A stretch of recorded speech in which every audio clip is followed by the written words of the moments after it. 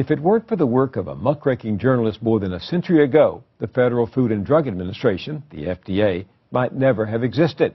In 1906, Upton Sinclair published The Jungle, a fierce, graphic account of the meatpacking industry's filth, corruption, and exploitation. His vivid, stomach-churning depiction fueled a demand for more stringent inspections and the creation of the FDA to keep food, medicine, and other products fit for human consumption. Last week, FDA officials and other government witnesses were called to a Senate committee hearing on the safety of bisphenol A, or BPA. That's a chemical used in a variety of plastic products from baby sippy cups to eyeglasses. When Senator Schumer and 5 of his colleagues introduced legislation calling for a ban on BPA and all kids' products, they used information uncovered by the investigative reporting of the Milwaukee Journal-Sentinel. How the paper's reporters got that story is the subject of this report from our colleagues at Exposé, narrated by Sylvia Chase.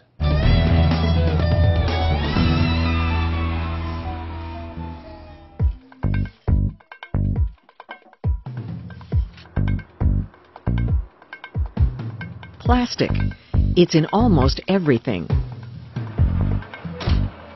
Food is stored in it. People drink from it. Work with it. Play with it. Less well known is that there is a chemical contained in many plastics that is also found in 93% of us. It's called bisphenol A. Bisphenol A is actually the chemical used to make polycarbonate plastic. It's the hard, clear plastic used in baby bottles, and it also is the lining of all metal cans made in the United States. Beer cans, soda cans, food cans, and this chemical leaches out of all of these products into any kind of food or beverages that come in contact with it. Bisphenol A, BPA, is what is known as an endocrine disruptor. Studies have shown that in lab animals it causes breast and testicular cancer, diabetes, and hyperactivity. Its effects on humans are not entirely known. The manufacturers of BPA and their lobbyists say it is safe. U.S. regulators agree. One team of investigative journalists decided to ask, why?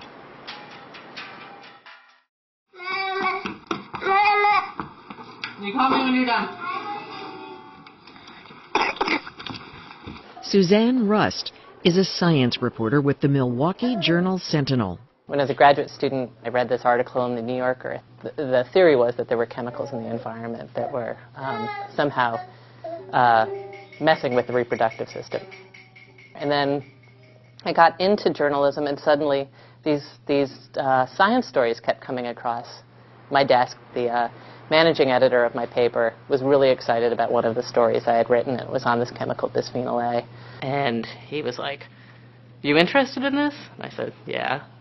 I went to Suzanne and said, we know breast, prostate, and other forms of these cancers related to the endocrine system are on the rise in humans. We know this stuff causes it in lab animals. We've got to look into this. Well, I think the central question that we came up with from the get-go was, why isn't anything being done to address the issue? So we set our sights on the regulatory efforts, what the EPA had been doing. Turns out, not much. Endocrine disruptors were first identified as the cause of wildlife abnormalities in the early 90s. The Environmental Protection Agency and the Food and Drug Administration, though, repeatedly reassured the public that BPA, at least, was safe. The agencies cited studies done in the 1980s. But prompted by an outcry from advocacy groups, President Bill Clinton signed the Food Quality Protection Act in 1996. That same year, the Safe Drinking Water Act was amended. The combined legislation promised a chemical screening program of endocrine disruptors to be overseen by the EPA. The goal was to determine whether or not they were dangerous to human beings. 1998, the EPA, headed by Carol Browner, sets a deadline to fast-track the testing of 15,000 chemicals suspected as endocrine disruptors. 1999, the EPA misses the deadline. the Natural Resources Defense Council sues the agency to enforce screening. 2001, a new administration takes office. Christine Todd Whitman becomes head of the EPA. 2003, two more suits are brought against the EPA, one by a coalition of environmentalists and advocacy groups, the other by the attorneys general of 4 states. The suits attempt to force the agency into compliance with the Food Quality Protection Act. 2007, 11 years after the laws were passed, the EPA had yet to screen its first chemical. Mark Catches assigned 2 members of what the paper calls its watchdog team to join Suzanne Rust in exploring why. Carrie Spivak and Meg Kissinger. You can go, as you know, walk into any grocery store or go to any makeup counter, and you'll find plenty of products that contain chemicals that are suspected, and that's the big word. They're suspected of health concerns, and the mainstream media just hasn't paid that much attention to it. The Journal Sentinel began to give some attention to the Environmental Protection Agency in June of 2007. At first, they were very cooperative, but when we said, look, Congress passed a law saying you're supposed to be screening these chemicals, and you keep pointing out that you're working on it, but now it's 2000, at the time 2007, you have yet to screen a chemical. And they realized that we were really pushing them and demanding answers.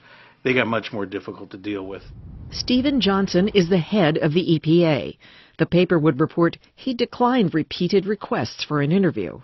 And we're the Milwaukee Journal-Sentinel. We're not the Washington Post or the New York Times. So when you start calling officials from the EPA, you're not going to get the same kind of attention that those newspapers will get. So we had to be really persistent. There was a period of time where they just said, we've answered all your questions. We said, we don't care if you think you answered all our questions. We just kept going. And even on basic things, they were very difficult to deal with. The reporters eventually learned that the EPA, though it hadn't tested a single one of the 15,000 chemicals promised, had already spent some $80 million on the endocrine disruptor program. And here's tens of millions of dollars of tax dollars being spent, and not a single chemical has ever been tested to this day. So the more they dug, the more they found. The team also learned that only in 2008 did the agency plan to screen its first chemicals, just 73 of them, and not including BPA. And they wouldn't even be finished with that until 2010. That took literally weeks to get answers from them to give us the date of 2010. Elaine Francis, the National Program Director of the agency's Endocrine Disruptors Research Program, told the paper, clearly we would have liked to have been a lot further along, but science tends to move at its own pace. But the pace of science was far from the only issue. The reporters wanted to know just what was the science saying. The journalists found 2 camps, each with its own view of the science of bisphenol A. One includes Dr. Frederick vom Saal. In our test system with human breast cancer cells, what we found with bisphenol A was very different than what happens with the natural hormone produced in your ovaries. Vom Saal is a biologist at the University of Missouri. He has studied bisphenol A for more than a decade. In 1997, a team of researchers led by vom Saal published a peer-reviewed study showing that when BPA was introduced to human breast cancer cells, it penetrated the cells and made them grow rapidly. And as a result of that, we got interested that maybe this chemical was a lot more potent than anybody had previously thought. And so we did a study where we administered it to mice and found that at a dose 25,000 times below what anybody had ever tested, we caused damage to the entire developing male reproductive system. Chemical companies who make or have made bisphenol A say that people have little or nothing to fear from what are known as endocrine disruptors. The chemical company's basic answer was there's no known direct effect that these chemicals are harming anybody. The paper heard the same from the industry's powerful trade and lobbying association, the American Chemistry Council. The ACC's Marty Durbin said science supports our side. An industry consultant and former EPA regulator, James Lamb, agreed, saying, "I'm very comfortable with my kids and grandkids using these products because I believe the industry has done the studies that need to be done and that they're interpreting them properly." In defense of the safety of bisphenol A, the companies and the ACC cited studies they funded themselves, some paid for by the ACC, which has an annual $75 million budget. They say the reason they get these results is that their studies are better than any of the academic studies, any of the government studies. They can use more animals, they have better controls in their laboratory. But one EPA biologist, L. Earl Gray, Jr., charged the industry with flooding the EPA with studies. David Rosner, professor of history and public health at Columbia University, explained why, telling the paper chemical makers have learned that if you play on the uncertainty of danger, you're going to be able to stop regulatory action. What you have is you have these studies will come out, and they have to weigh that against the academic studies or other studies that are questioning it. And if nothing else, the more you give the EPA additional studies, the more time it's eating up. The more time it's eating up, the more you're selling your product. You've won. The ACC's Marty Durbin denied that industry tries to stall the EPA's work. The paper posted this interview with him on its website. If it was our interest to delay things around here, we could just sit on our hands and see whether or not EPA gets any funding. But we actually, year after year, go up to the Congress using our resources and lobby to have essential funding to the EPA for these particular research programs. So again, I think our record speaks for itself. We've been fully supportive of moving this process along. Again and again, the reporters heard two different stories. One example, they found a statement on an ACC-sponsored website. It said that a person would have to ingest over 500 pounds of canned food every day to be at risk from BPA found in the containers. Other scientists told the reporters that even at very low doses, BPA and similar chemicals can affect lab animals. The concern is that they might harm human beings, too. It surprised me, too, how much rancor there was about this chemical. I mean, you would talk to some scientists and they would tell you that the sky was falling. You would talk to others, and they would tell you that it was fine, and then in the same sort of breath, they would cut the first scientist down personally. I mean, it was kind of amazing. I felt like I'd walked into sort of a geeky chemistry war zone. After 3 months of reporting, Rust, Kissinger, and Spivak pulled together the information they had culled about the debate over endocrine disruptors.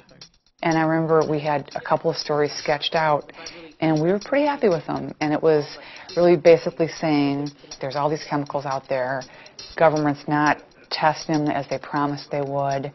A lot of other countries are much more diligent about this. And then here's kind of a lot of the infighting.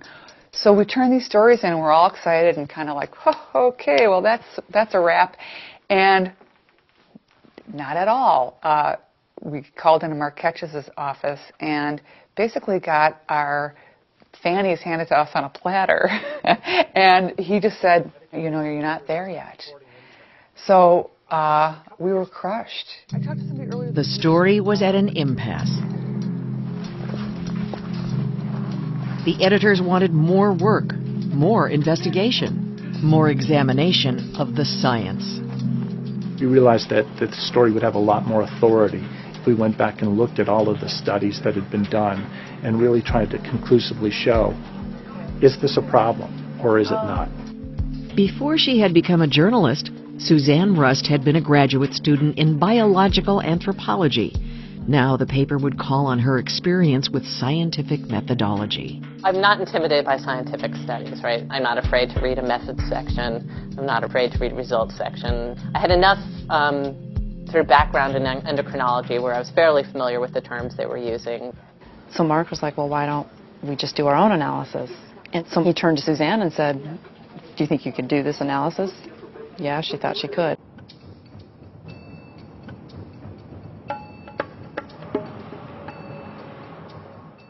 To begin her research, Rust headed back to school, to the UW-Madison Library, where she had done her graduate work.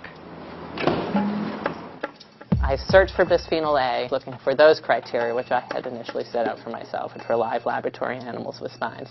Where were the authors? What institutes did they work for? Who funded the study? What the authors' conclusions about the chemical were? How many animals they used to come up with these conclusions? Rust also turned to another public source of medical and scientific studies of bisphenol A, done by both industry and academic scientists. I went to PubMed, which is a database online that sort of puts together all medical and scientific studies. And I put together a huge database with all of this information. In all, Rust evaluated 258 studies done over 2 decades involving lab animals with spines, the type scientists consider most relevant to human beings. Right away, you could see that 80% of these studies all found that this chemical caused harm. More than half the studies, 168 of them, evaluated bisphenol A at low doses. The vast majority of those, 132 of the 168, showed harm to lab animals. And Rust would report nearly 3/4 of the studies that found the chemical had no harmful effects were funded by industry. Rust's overall conclusion: an overwhelming majority of the studies found BPA to be harmful in lab animals, causing breast and testicular cancer, diabetes, hyperactivity, obesity, low sperm counts, miscarriage, and other reproductive failures. Studies paid for by the chemical industry were much less likely to find damaging effects or disease. That's where this story took on a whole different dynamic, because you were able to show conclusively through that analysis of all those studies that hundreds of researchers across the world had found problems with bisphenol A, and yet nobody had done anything, and only a few studies had found that it was safe, and most of those studies were funded by the chemical industry themselves. And that's when you knew you had something really, really special to tell to readers. All of the studies Rust had evaluated were in the public domain, as available to government regulators as they were to a reporter in Milwaukee. As the reporters were working on their story, they knew the government was continuing to look into bisphenol A. They would report on one panel funded in part by the National Institute of Environmental Health Sciences. It consisted of experts who directly studied the chemical. That panel found in 2007, quote, "great cause for concern about BPA." Meanwhile, the National Toxicology Program, the NTP, was in the process of coming up with its own brief on bisphenol A. Part of the Department of Health and Human Services, the NTP evaluates chemicals and other agents of public health concern. In 2007, the NTP convened a panel composed of scientists who didn't directly study BPA, but would evaluate the work of those who did. Among the panel's conclusions: while for pregnant women, fetuses, and children there is some concern about neural and behavioral effects, there is minimal concern for prostate effects, potential accelerated puberty. There is negligible concern for birth defects and malformation. For adults, the concern was essentially negligible. In light of her own findings, Suzanne Rust wondered how the panel had arrived at those conclusions. We pulled out every single study looked at in their review of the bisphenol A studies. And so we just wrote down what the study was, who funded it, was it government industry, and then more specific, what government agency funded it, what industry funded it, what kind of animal did they look at, what was the strain, what were the doses used. Among the paper's findings, some of the studies the NTP panel considered were chosen by a consultant with links to firms that made bisphenol A. The panel rejected academic studies that found BPA harmful, citing inadequate methods, but accepted industry-funded studies using the same methods to conclude the chemical does not pose risks. It also accepted 2 studies finding no harm, funded by former BPA maker General Electric. They were done some 30 years ago. Neither was peer-reviewed. I try not to be too cynical, but I don't trust that. I would rather have an independent entity testing the stuff to know versus the guy that's making it. And the panel didn't accept any studies that found BPA harmful at low doses. Why? The paper reported the panel's chairman, Robert Chapin, said that once the panel weeded out studies it believed had been done poorly, no studies remained that showed effects from low doses. Chapin is a toxicologist who has worked in both government and industry. He defended the panel's work, saying that it had accepted studies that followed good lab practices and were backed with strong data, regardless of where they originated. He told the paper, "We didn't flippin' care who does the study."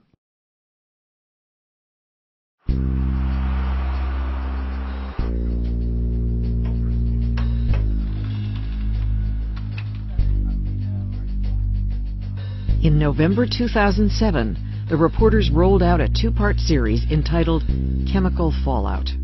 Among its conclusions, the government's contention that BPA is safe is based on outdated, incomplete government studies and research heavily funded by the chemical industry. And we said why this is important to you, why you should care about what's in the containers holding your food or other products, and that this is all over the place and that there are legitimate scientific questions over the safety. We saw immediate reaction in Milwaukee in the marketplace. As soon as mothers read this, they stopped buying baby bottles that had this plastic, and they had to go order a bunch of baby bottles made of glass and BPA-free plastic. We have not gotten a single demand for retraction, no clarification requests from the chemical industry. They've had nothing that they could come back to us on. That doesn't mean the industry has stopped defending bisphenol A. In answer to a question in an online chat the paper sponsored, ACC spokesperson Stephen Henches wrote, "It is not correct that only industry studies support the safety of products made from bisphenol A. Government and scientific bodies with no stake in the matter have impartially reviewed all of the scientific evidence to reach their conclusions." The recent NTP panel evaluation is a good example. A lot of these plastic products people like. It makes life more convenient. The battles are going to become more intense as time goes on. You're having more studies come out raising questions about it. We still don't have the answers to a lot of the questions, and we'll be continuing the investigation. This is Meg Kissinger calling with the Milwaukee Journal-Sentinel. On April 15th, the National Toxicology Program, the NTP, going beyond its own panel's preliminary conclusions, issued a brief. It stated in part, the possibility that bisphenol A may alter human development cannot be dismissed. The Milwaukee Journal-Sentinel reported that this was the first time a federal agency has acknowledged that BPA is potentially dangerous to humans. Meanwhile, Canada's government has announced its intention to ban the sale of plastic baby bottles containing BPA. And last Thursday, the California State Senate voted to forbid the use of BPA in child care products.